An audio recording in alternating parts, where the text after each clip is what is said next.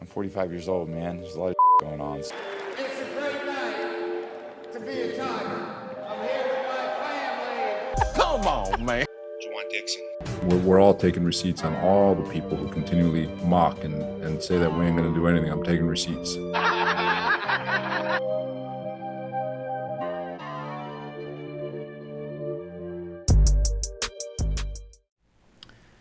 So, Monday Night Football. Let's get to that, shall we? And I know that any Eagles fan that is listening right now doesn't want to hear it. Nobody wants to talk about that Eagles game last night. Nobody. Except for maybe Liam, which I'm sure you'll hear him talk about it on Friday, but being that he's a Commanders fan. But I don't think any Philly fan wants to talk about that game last night. And rightfully so, because that was, without a doubt, one of the most heart-wrenching ways for an undefeated team to lose their first game of the season. And before we get into, the refs blew it and the refs are terrible and they should be fired and go back to Foot Locker, and before we get into that, let's start with the areas that the Eagles could control. Let's start with the areas of the game last night that the Eagles actually had any physical control over, and what they could have possibly done different to move on to 9-0. And it's very difficult to go anywhere else but the defense to start. And I mean, what can you say other than the defense played a terrible game last night? And I'm a little confused, personally, because for a defense that has been talked about all season long as the best defense in the league, and they can stop anybody, and everything that they've done this season, and they were people had made it out to be like this was going to be the best defense in NFL history. For a defense that had gotten that much hype this season, that was pretty embarrassing. And I don't mean to lay into the Eagles here, because they are 8-1, and they are a very good team, but last night was not a very good game at all. The run defense was abysmal, and the passing defense, the defense against the pass wasn't too much better. And it's one thing if, the run defense was awful and you were playing Barry Sanders, or you were playing, Derrick Henry, or you were playing Adrian Peterson in his prime, but you weren't. You were playing Brian Robinson and Antonio Gibson. And after that performance, where you literally let the Commanders get 5 yards at will on every run play, if I'm an Eagles fan, I'm not looking forward to playing the Giants the 2 times this year they get to play them yet. And I'm not looking forward to playing the Cowboys with Tony Pollard. And I am not looking forward to playing the Tennessee Titans with Derrick Henry. If I'm Eagles, if I'm whatever, Eagles defender, I'm not looking forward to that, and I'm going to buckle down and do as much as I possibly can to get that run defense better, because that was just terrible. I don't know what else to say. And as I mentioned, the pass defense wasn't too much better. And it wasn't just that they were just bad. It just seemed like they were not on the same page. They were frazzled, it seemed. Because when you're getting gashed, absolutely gashed in the run game, sure, you're going to take your secondary guys and you're going to say, hey, go commit to stopping the run game, right? For sure. But that's what happens. What happens when you do that is, you get hit right over the top with a big 10, 20-yard pass play. That's what happens. And that's just the way the NFL has always been. That's the way football is. And, whether it was McLaurin or Jahan Dotson being left wide open on a 3rd down where you needed to stop, without a doubt, it was a very defeating feeling to, get to 3rd down. The crowd is pumped up, and then you get hit over the top with a cheap 10, 15-yard pass where there's no defender within, what looked like 5 to 10 yards near the receiver. And looking back at some of the replays, it's hard for me to figure out who exactly some of these defenders in the secondary were playing.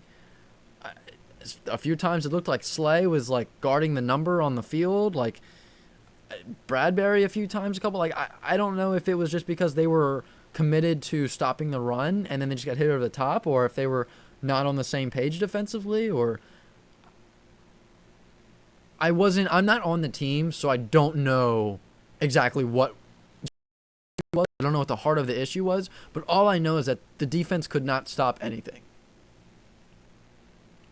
And I think I could have gone out there and ran for 5 yards a carry against the Eagles last night. And you want to talk about the offense? Well, let's talk about the offense. I'm sure the Jalen Hurts haters were all in on him after that game. But you know what? It's very difficult to score when you don't have the ball. It's difficult to get an offensive rhythm. It's difficult to do anything offensively when you don't have the ball. And that's exactly what happened when the Commanders, had their way in the run game. You melt the clock down. I mean, the Commanders dominated. You want to talk about what the Commanders were commanding? Well, they were commanding the time of possession.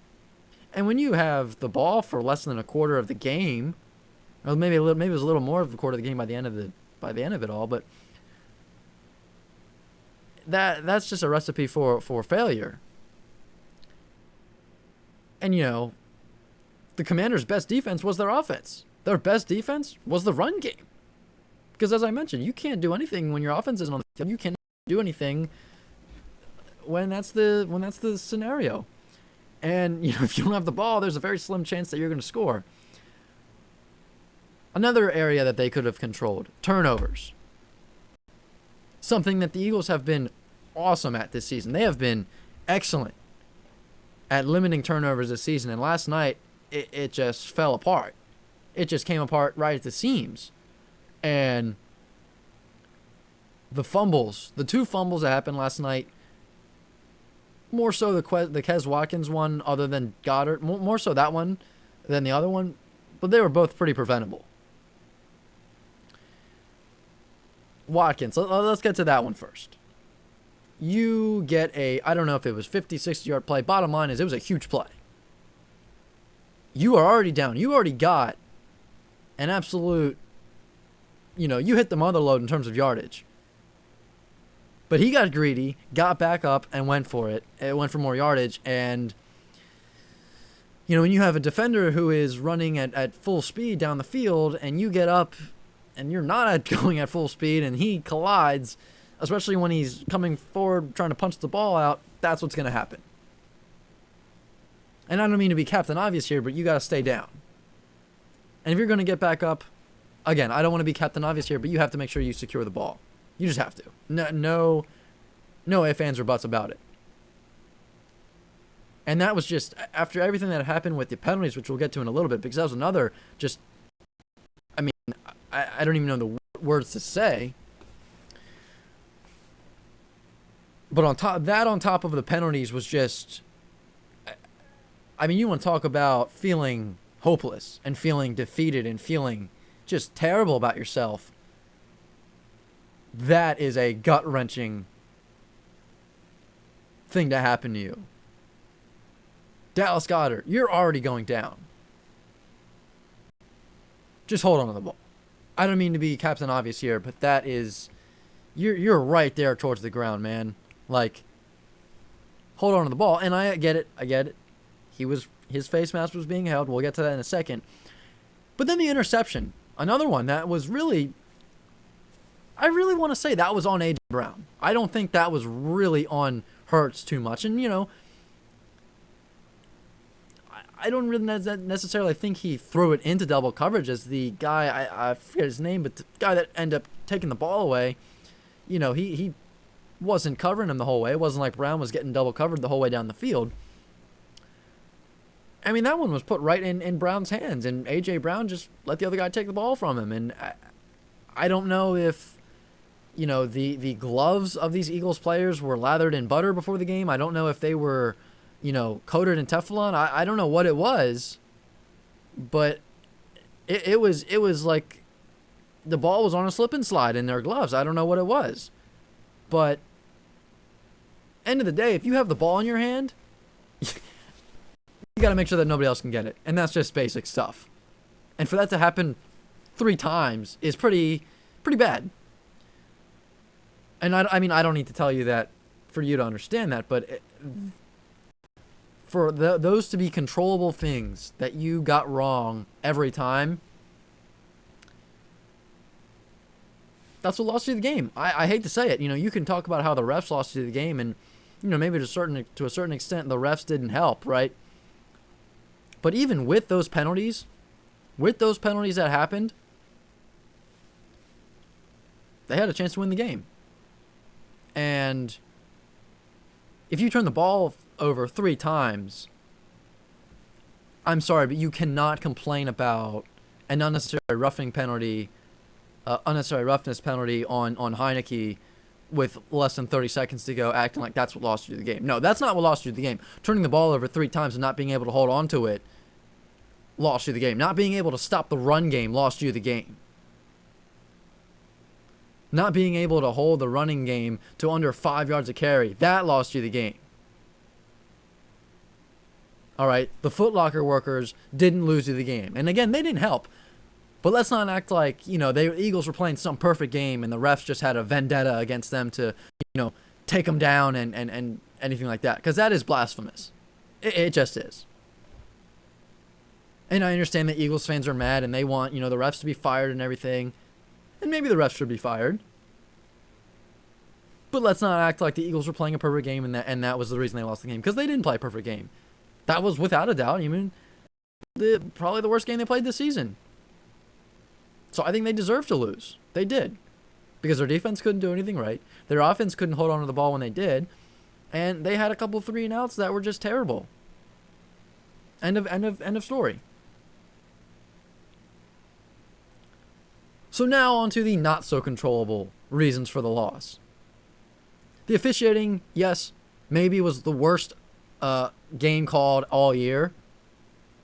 And when I say how bad it was, for those that didn't watch it, it was on the grounds of the Grady Jarrett and Chris Jones roughing the passer calls earlier this season. It was awful.